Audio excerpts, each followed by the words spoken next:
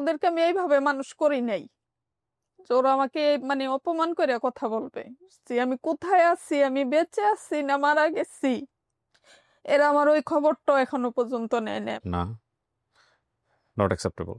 মা বাবা হারানোর যে কি কষ্ট ব্যথা, আমি হয়তো চলে গেলে ওদেরকে ফেলে ওরাও একদিন আমার আমার মতে ওরা মা বাবা হারানোর কষ্টটা অনুভব করবে। আমার বিষয় সম্পত্তি কোনো কিছুই দরকার নেই, আমি শুধু আমার জন্ম পরিচয়টা জানতে চাই। প্রত্যাশা যদি করতে হয় একজনের কাছেই করবেন, তিনি হচ্ছেন আমাদের মালিক, আমাদের স্রষ্টা আল্লাহ। এছাড়া দুনিয়ার কারো কাছ থেকে কখনো কিছু প্রত্যাশা করেন না, নেভার এভার। আসসালামু আলাইকুম প্রিয় দর্শক এবং শ্রোতা, আল্লাহ সর্বাবস্থায় আমাদের সবার মঙ্গল করুন সেই দোয়া এবং শুভকামনা জানিয়ে শুরু করছি আপন ঠিকানার বেসিক ভিডিও। আজকের দিনের এটা শেষ ভিডিও, 8 নম্বর ভিডিও রেকর্ড করছি আমি, যদিও আপনারা একটাই দেখতে পাচ্ছেন। ক্লান্ত না আমি, আসলে সত্য কথা বলতে যেটা যে অনেক বেশি টায়ার্ড ফিল করতাম যখন 8টা 9টা ভিডিও একবারে রেকর্ড হতো। এখন একটা মানসিকভাবে প্রিপারেশন নিয়েই রাখি আগের দিন যে না, আমাকে 8টা ভিডিও একটু যত্ন করে করতে হবে। তারপরেও অনেক সময় টায়ার্ড থাকি। তো আজকের আসলে গল্পগুলো এত বেশি সুইচ করে গেছে, এত বেশি মাথায় দাগ ফেলে গেছে, এবং 2-3টা গল্প তো আমি স্টিল 8 নম্বর গল্পে এসে রিকল করতে পারছি।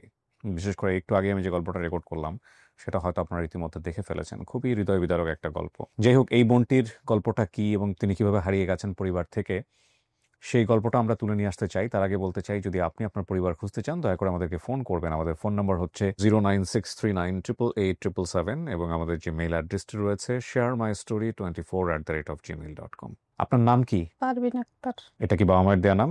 না না, এটা আমাকে যারা পালছে তাদের দেওয়া বাপ মায়ের দেয়া নাম কি? বাপ মার দেওয়ার নাম হয়েছে আমার রংবানু। রংবানু। আচ্ছা, এটাই দরকার আমার। রংবানু, বলেন একদম প্রথম থেকে বলেন যে কি হয়েছে আপনার সাথে। তার আগে আপনার অনেক কিছু মনে আছে, এগুলো একটু জিজ্ঞেস করি। হ্যাঁ, মেজো বোন বলতে আমি আপনি মেজো বোন, ওকে। আপনার বাবার নাম? শব্দর আলী। শব্দর আলী। মায়ের নাম? হালেমা। হালেমা। বড় বোনের নাম? আয়েশা। ছোট বোনের নাম? মিলন। মিলন। গ্রাম হচ্ছে? মাওয়া। মাওয়া। গ্রামের নাম মাওয়া। আচ্ছা, নানার বাড়ি? কুমরি। কুমড়ি খালের পার। বড় মামার নাম? খুরশেদ। ছোট মামার নাম? বাবুল। 5 বছর বয়সে হারিয়েছেন। হারানোর জায়গা হচ্ছে কাঁচপুর, তাই না? গায়ে পরনে ছিল হচ্ছে গোল জামা, প্যান্ট, চুল কাটা ছিল, পোশাক ছিল ভালো মানের। ওকে, চলেন শুরু করেন একদম প্রথম থেকে, বলেন তো কি হয়েছে একটু শুনি। হ্যাঁ, আমার একটু একটু মনে আছে যে মানে আমি গাড়িতে করে আসছি, কার সাথে আসছি, কেন আসছি আমি ওটা বলতে পারি না। আমারে যারা পাইছে তারা পাওয়ার পরে আমাকে যা যা প্রশ্ন করছে আমি মানে এখনো যতটুক বলতেছি এগুলো আমি মাঝখান দিয়ে ভুলে গেছিলাম। কিন্তু আমার পালিত মা বাবা, তারা ভাই বোনেরা এগুলা মনে রাখছে। আমার আব্বা আম্মা মারা গেছে, তো আমার ভাইয়েরা তারপরে ভাবিরা এরা সবাই মনে রাখছে। তা আমি আসলে ছিলাম কাপ্তাইতে, ওখান থেকে আসছি, আইসা আমার বাবার বাড়ি গেলাম। যাওয়ার পরে এদেরকে জিজ্ঞেস করলাম যে আমাকে যখন তোমরা পাইছো তখন আমি কি কি বলছিলাম তোমাদেরকে। তে বলার পরে এরা আমাকে বললো যে তুমি এগুলা এগুলা বলছো, যে তোমার নানুর বাড়ি কুমরি, ওই নানুর বাড়ির সাথে একটা খাল আছে, কখনো শুকায়া যায় আবার কখনো পানিতে ভর্তি থাকে। আর আমার বাবার বাড়ি মাওয়া। আমার বাবার নাম ছিল শব্দর আলী। আমার বাবা সব সময় মানে কাঁধে একটা শাল রাখতো, আমার এটা খেয়াল আছে। আচ্ছা। আমরা তেমন একটা কারোর সাথে মিশতাম না, এই জন্য আশেপাশে বাড়ি ঘরও আমাদের তেমন একটা চেনা বা পরিচয় নাই। আমার বাবা আমাদেরকে কারোর সাথে তেমন মিশতে দিত না, আমরা বাড়িতেই থাকতাম। পরে হঠাৎ শুনতে পারলাম যে আমার বাবাকে নাকি কেউ মেরে ফেলছে, আমরা থাকা অবস্থায় মেরে ফেলছে। তো আমার মা হয়তো অন্য কারোর সাথে বিয়ে হয়েছে, তারপরে মানে আমরা এলোমেলো হয়ে, আমার ওই 2 বোন কোথায় আছে আমি এখনো বলতে পারি না। আমার সাথে আর এদের সাথে কোনো যোগাযোগ হয় নাই, মামাদের সাথেও না। আমি যেন কিভাবে কিভাবে কাশপুর চলে আসলাম। আসার পরে আপনাকে কারা পেলো, কিভাবে? কারা পাইছে, দেখতেছে আমি একটা তার খাম্বার গোড়ায় বসে কান্না করতেছি। পরে আমার মেজো ভাই আবার গাড়ি চালায়, তো আমার মেজো ভাই আগায় গেল, যাই বলতেছে তুমি এখানে বসে কান্না করতেছো কেন? তখন আমি বললাম যে আমি তো আইসা পড়ছি, আমার বাড়ি ঘর চিনি না। কয় তোমার বাবার নাম কি? বললাম। বলার পরে মার নাম, বাবার নাম, ভাই বোনদের সবাই নাম জিজ্ঞেস করলো। তা আমার যতটুকু খেয়াল ছিল আমি অতটুকুই বলছি। তারপর আমার ভাই আমাকে বাড়িতে নিয়ে গেল। এরা 7 ভাই 1 বোন। তা আমাকে নেওয়ার পরে বলতেছে আজকের থেকে ওর জন্ম পরিচয় আর কেউ জিজ্ঞেস করবা না, কারণ এদের নাকি আমার মতোই সেম একটা মেয়ে ছিল, মারা গেছে। পরে আমারে পাওয়ার পরে মানে আমার আব্বা আম্মাই আমার ভাইদেরকে বলতেছে যে আজকের থেকেও আমাদের পরিচয় বড় হবে, ওর আর কোনো পরিচয় নেই এটা ছাড়া। তা আমি এত বছর মানে আমার তেমন প্রয়োজন হয় নাই, বা আমি এটা অনুভবও করি নাই যে আমার মা বাবা নাই, আমাকে অন্য কেউ পালছে।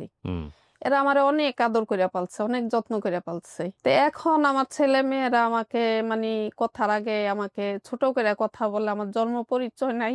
আপনার ছেলে মেয়েরা বলে এটা? হ্যাঁ, আমার ছেলে মেয়েরাও বলে, আমার হাজবেন্ডও বলে। না, নট অ্যাকসেপ্টেবল। এই সন্তান তো আমাদের দরকার নাই।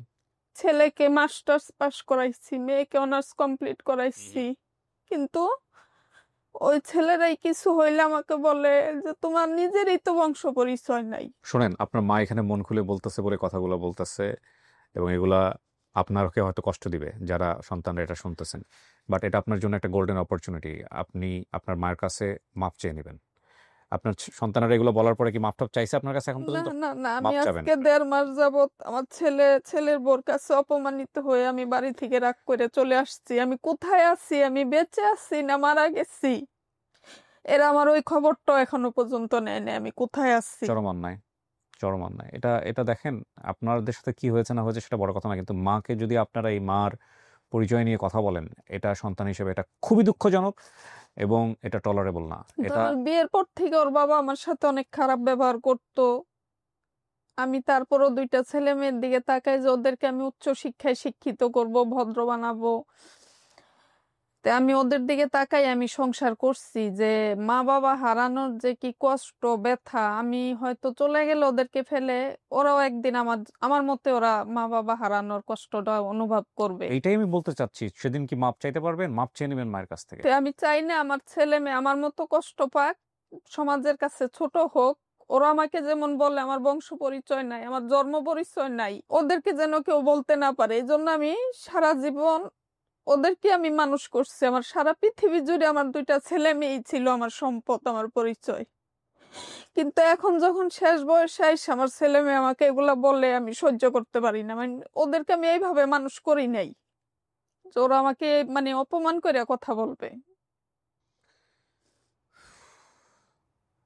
এটা না মানে ওনার গল্প না, মানে এটাই বলি আমরা আসলে। এই জন্যে আমাদের কারো কাছেই কোনো কিছু এই প্রত্যাশা জন্য করা উচিত আমার না। খালার বাড়িতে আসছি, মানে আমার পালিত মার বোন, আমার এই খালাতো ভাই বোনেরা আবার সবাই আমাকে অনেক আদর করে ছোট থেকে। তো বলতেছে আপু, তোমারে যখন তোমার ছেলে মেয়ে দুলা ভাই তোমাকে তোমার জন্ম পরিচয় নিয়ে কথা বলে, তোমার পরিচয় তুমি বের করো, দেখো চেষ্টা করে, তোমার ভাগ্য ভালো হইলে তুমি পাইতেও পারো। তো আমার বিষয় সম্পত্তি কোনো কিছুই দরকার নেই, আমি শুধু আমার জন্ম পরিচয়টা জানতে চাই। আপনার যেহেতু গ্রামের নাম মনে আছে, এতগুলো নাম মনে আছে, আপনার পরিবার আমরা খুঁজে বের করবো ইনশাআল্লাহ, তাওয়াক্কালতু আলাল্লাহ। তবে একটা কথা বলি আজকের এই ভিডিও থেকে শেষ পর্যায়ে এসে, সেটা হলো কখনোই প্রত্যাশা করেন না সন্তানদের কাছ থেকে, কারণ এই সন্তান আপনাকে বড় হয়ে কোথায় আঘাত দিবে, কিভাবে দিবে আপনি জানেন না। প্রত্যাশা যদি করতে হয় একজনের কাছেই করবেন, তিনি হচ্ছেন আমাদের মালিক, আমাদের স্রষ্টা আল্লাহ। এছাড়া দুনিয়ার কারো কাছ থেকে কখনো কিছু প্রত্যাশা করেন না, never ever, cause you gonna be heart.